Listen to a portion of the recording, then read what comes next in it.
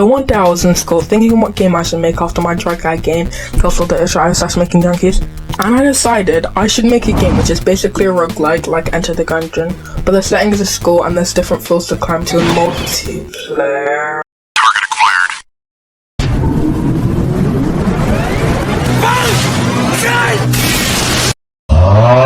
No, you're not adding that. Why not? Because if you do, this video will take like 1 year to make because you're too dumb. Damn.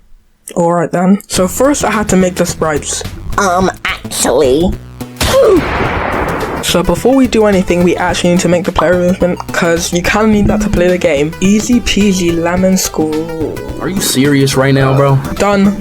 So now we need to make the procedural generation, because that's kind of the whole point of roguelikes.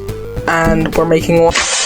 It's something about the girl that just made. First I have to make the rooms, because the ops need a home. And now I actually have to code. But no one cares about that, right?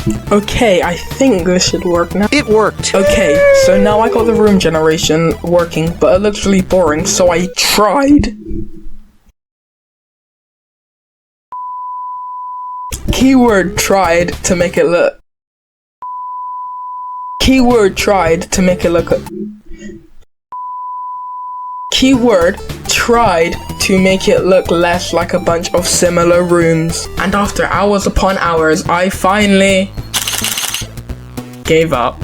So now I need to make the player be able to move between rooms. See what I did there? So what I did is make the teleporters do a circle cast, and if they hit anything with a specific tag and it's not that game object, then I will make that object the other teleporter. And now we need to make the camera stick to that room. Yeah, that didn't take an hour. Anyway, now I actually have to make the teachers do something, because right now they're a bit dead.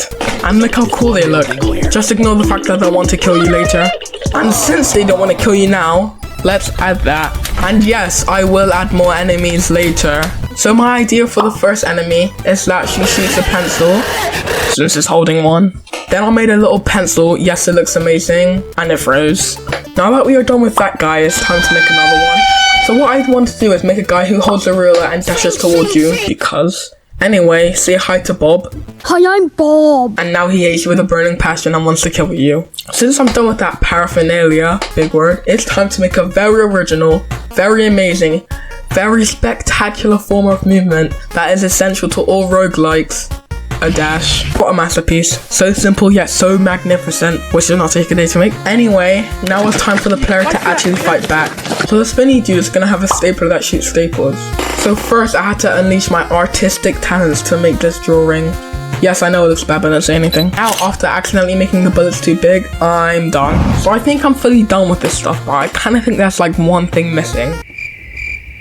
Oh yeah, there's no damage. After doing the code and making the health bars and stuff, perfection. And now I need to make the enemy spawn in different rooms. What the? I don't think that's supposed to happen. It's not a bug, it's a feature. And since I'm done with all those stuff now, it's time to add optimizations. So you don't like lag and your computer blows up.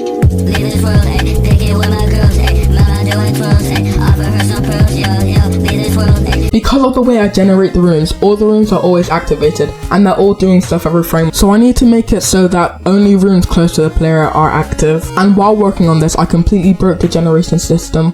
But after a while, we finally have this working by doing a bunch of distance checks.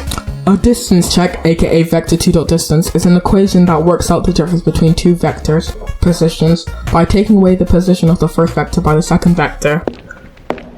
No one cares. Anyway, now it's time to make a mini-map, which was easier than I thought. And now it's time to try add the environment again. So I had to unleash my artistic talent. Wait. I've already said this before. First, I had to unleash my artistic talents to make this drawing. Anyway, I made these masterpieces. Anyway, now it's time to make the environment. It looks amazing. Also, I added this little dude you can find hiding. Since I'm done with most of the stuff, it's time to add game things.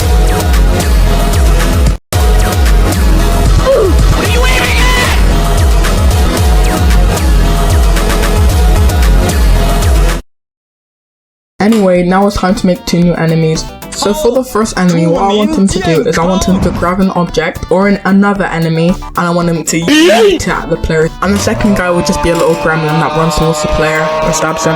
So first, let's make Sorry Boy. No, he is not who you think he is. Yeah, that was too easy. And it works by doing collisions and stuff. So now he needs to be able to pelt enemies near me to make my life harder. How fun. And now I gotta make that little gremlin. Yeah, that was pretty easy. All she does is follow you and cuts you down with scissors if she's close enough. Now all I have left to add is wall sprites, teleporter sprites, sound effects, a death animation, music, and a starting screen and a pause menu. And trying to add the wall sprites and teleporter sprites completely ruined my game. But I fixed that, obviously. And now it's time for the death animation.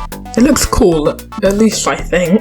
So now we need to do music and sounds. So for the sounds, I just borrowed everything from freesound.org and my last game, Coleslaw iOS System Emulator. Shameless plug. Anyway, now it is time for the final part. The starting and menu screen. I can't say too much, and my niggas, they be making noise. Watch how I jump out the bed with a Glen 19 like it's be on form. Play like she's I ain't tucking guitar. Yeah, no one cares about that. Now that we are finished with our game, it's time to make the itch page. And after photos, coleslaw.itch.io/spamulator. Also, there's a couple bugs, but we will not talk about those because they don't matter. Anyway, enjoy the game if you actually play it. Please play it. I need to pay my bills. Please, I need.